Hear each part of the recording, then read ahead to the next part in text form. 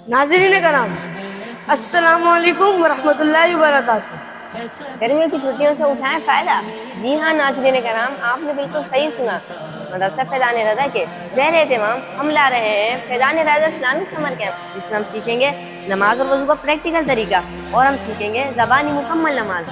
और नमाज में पढ़ने के लिए ज़बानी याद करेंगे तकरीबन 20 सूरतें, और इसी के साथ साथ हम याद करेंगे 40 अहादीस। और नमाज में तवज्जो रखने के लिए याद करेंगे नमाज का हिफ्ज़ी और बामुआवरत तर्जुमा। और पढ़ाई के साथ साथ थोड़ी तफरी हो जाए तो आ जाए मज़ा। तो इसलिए हमने प्रोग्राम बनाया है क्रिकेट और फुटबॉल। और गर्मी के मौसम में ठंडे ठंडे पानी से लुत्फ अंदोज होने के लिए हम करेंगे स्विमिंग पूल की सैर। क्या आपको नाच सीखने का शौक है?